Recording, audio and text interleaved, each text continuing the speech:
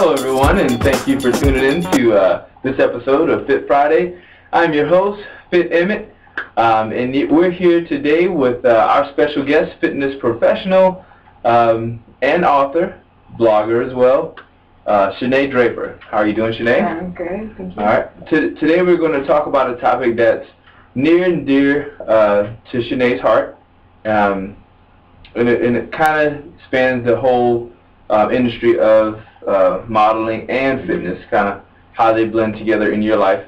So take it away, Shanae. So tell me a little bit about your credentials, your background, and modeling. I guess how that relates to fitness. Okay. Well, I'm a personal trainer here at Faith Fitness Studio. Also a turbo kick instructor. But all right. So as I have here, my book is an autobiography. And it basically goes into when I started out as a model, and I started out really just unhealthy. There were things I didn't know. Didn't know really much about eating healthy. So I would purge, and I don't know if you guys know anything about anorexia or bulimia. It's a real disease. It really happens. It's something people really struggle with. And it's not just for skinny girls or healthy girls. Skinny girls or models. It's everybody struggles with it. But me personally, I had bulimia. So I'd eat a lot, called purging, and then I'd use laxatives to get the food out because I was worried. I didn't know, wait, I can just work this out. I didn't know that. Well, anyway, I went on a fast with my church, and it was basically to purify, my life and what direction was there for my life. And I had no idea what I was getting into at the time, but I knew it was something that I wanted because I wanted that clarity and I needed that clarity. So anyway, you'll find this out in the book. There were moments when I felt like there's no way I'm going to be able to do this. It was no preservatives, no canned foods. I had to make it all, no processed foods whatsoever. And we live in a world today where it is so easy to go get a box of something or a microwave dinner. None of that. Or a can of something. Yeah, it wasn't working. And the rule of thumb, people, is fresh, frozen, canned. Okay, I guess you pick that up later on in life, later on in the story. I'm just getting ahead of myself. Go ahead. But in this case, I couldn't have that. I had to have, fresh. That was a part of the fact. It was fresh food.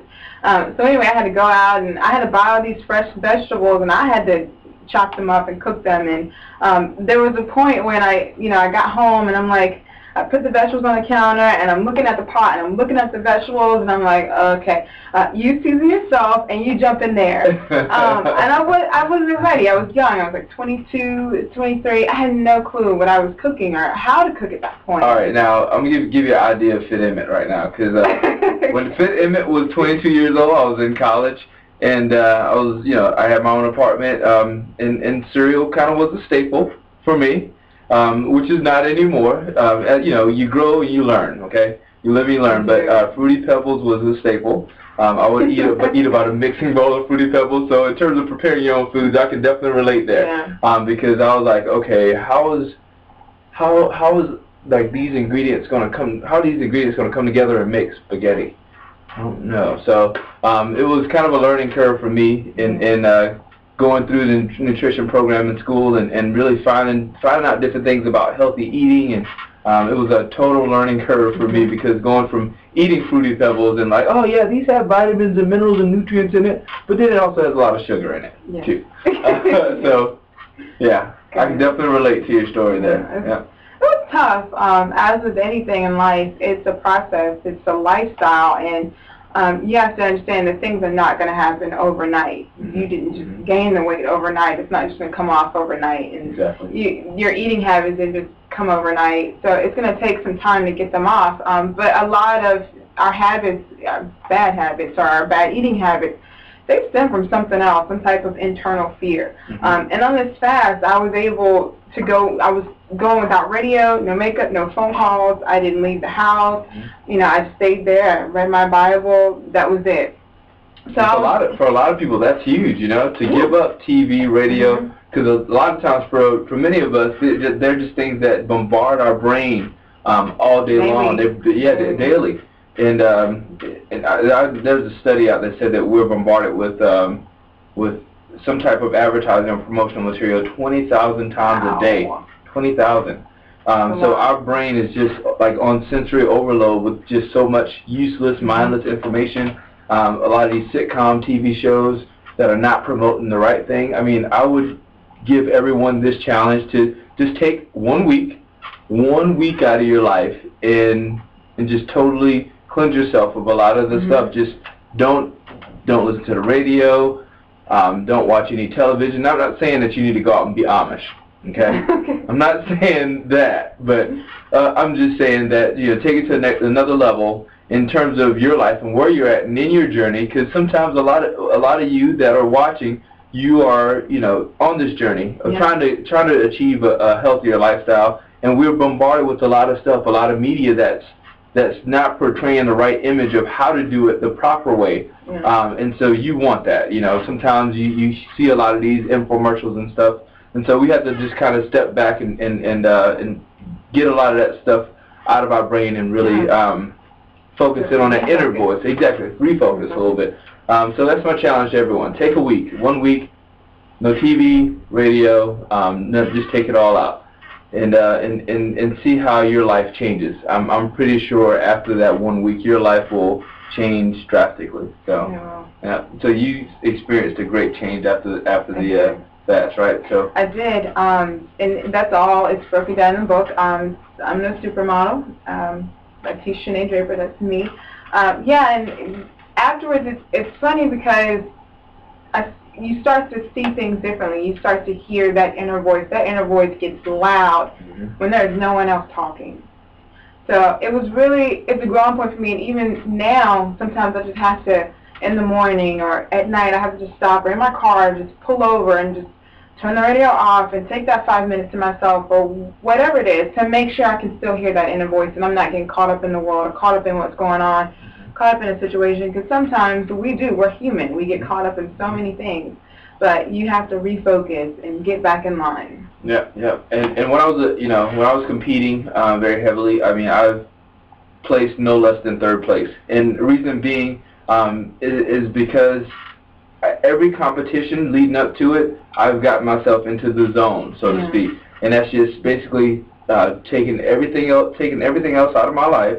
That's just like mindless, meaningless, and really focusing in on the task at hand. So for a lot of you people that are on this journey to achieve a healthier you know, this is your journey. So get in the zone. I mean, take as many of that mindless, meaningless stuff out of your life, and see how quick your life can change. Because I've prepared for a competition, you know, 2 weeks before the competition was set or scheduled, and you know, it's been competitions where I've placed 2nd, 1st, and that's because getting in that zone, getting in that zone, and really focusing on that one task. I'm going to be great at that. Visualizing it, seeing yourself there.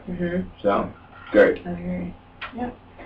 Something else that I wanted to bring up, I wanted to let people know about too, is not only about getting in the zone, you know, and purifying your life, but you need to understand that things are, like I said before, it didn't happen overnight. That's okay.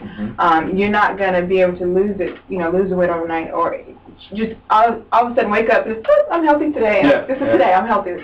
You know, it's a lifestyle. It's every day you're getting one step closer to your goal, and it's changing a little bit at a time. But what you really want to do, like we were saying before, when you purify, you want to find that internal fear. What is that stronghold that's making me eat? Is it, is this an emotion that I have based, so I lost a loved one and she used to cook for me, so when I eat, I feel like I'm back with her. I feel like her spirit is around. Gotcha. There is something. Finding the root of that issue. Right. Because it's not necessarily the food that's the problem. Food's always been around. There's some type of stimulus there. Does that make sense? Yeah. So that's with everything. That's with finances, arguments. There is something under the surface that you need to take time to figure out what it is in order to solve your problem. So that's where that whole, cloud and everything, or focusing in and taking everything out of your life for that cleansing period. So you've got to find, there's something, there's pinpoint something, and there's usually, like I said, one internal, it's either fear, some type of emotion, it's emotion-based, and it's something that's holding you back from it. You've got to figure out what it is, and then you can solve it. You also want to plan. I wrote a blog about this the other day. It's titled "Plan to Fail."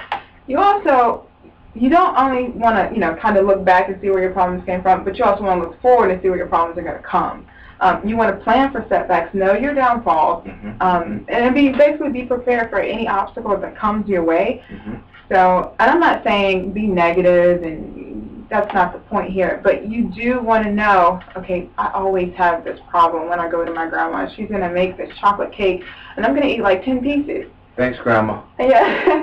Thanks for your sweet potato pie. Yeah. My grandma Emma Ballard, I love you. Cake. Oh, so good. She put pudding in it. Oh, it's just. I try to do a slither. I try. It was so good. So, but I have to do like 2 hours of cardio to work it off. Thank you, Grandma. Exactly. You want to know, okay, if I know I'm going to my grandma's this Thursday, let me go ahead and get this workout in. Let me do a double time. So whatever it is, be ready for it. If you know you're going on vacation, take your heart rate monitor with you, find a gym in the area, make sure your hotel that you're staying at has a gym so you can get up, you can go work out. You want to be ready, be prepared to face your setbacks. Don't let them face you, you face them. Yeah, I remember preparing for one of my first competitions, and I used to travel to take care of my grandmother about an hour. I lived in Charleston, had to drive close around Manning, South Carolina, and I worked a lot. At the time I was working maybe about 14-hour days. So I would, before the competition, I would do cardio in the morning, strength training in the evening time. So I would get to her house at nighttime, sometimes about 12 a.m., and then get up at like 4 a.m. Now that's not healthy. I'm not saying everybody go out and do that. But it is a certain level of commitment that goes along with reaching a goal. Like, we're just not here saying, all right, you come in, work out, you're going to reach your goal. No, it's other things that you have to do on your end, which is that extra level of commitment that it takes to reach your goal and to be successful. And because we want, ideally, you know, I'm very thankful for trainers like Shanae that are really vested in each of their clients, because they have just a vested interest in the person, helping the person reach their goal. But there's a second part to that. There's a second piece, which is your level of commitment to reaching that goal, and that's where the sacrifice comes in, which is a lot of what we preach every day. You know, making that extra effort. You know, sacrificing. Well, I know I have to meet my trainer, so I'm going to schedule enough time within my week to make sure that that's possible, and to schedule enough. Yes, exactly. Being prepared, right? Well, Shanae, definitely thank you for being a part of our show. Shanae is also a trainer here at Faith Fitness Studio, so you can check us out online at faithfitstudio.com, and here's our location as well. You can drop in and check out the facility, as well as check out some of the classes that we have going on. We have Shanae is going to be hosting a boot camp. Coming up pretty soon. It's going to start October 8th, Monday, October 8th at 8 a.m. And we're also going to set up a booth at the Indian Land Fall Festival. That's going to be September the 29th from 10 a.m. to about 5 p.m. That way you can come out, check out some of our trainers. We have a TRX expert. We have a guy that's really versed in a lot of post-rehab therapy. So we have a pretty versatile staff here. So you definitely come check us out at some of the events. And if the viewers want to get in touch with you, where should they go, or what media should they partake in? Again, I have the blog, fitmodelT.blogspot.com. You can catch me there. Also, I have a Facebook motivation group. It's a fitness related group. It's called Fit City. Or on Facebook, my name is Shanae Draper. You can just friend me or add me or whatever, and that's where you can catch me. Okay, great. Great. Well, thank you for tuning in. This has been Fit Friday, and we look forward to many more episodes next week. We're going to tune in because we're going to have another fun guest on our show. All right? Thanks, and have a healthy, fun, and fit day.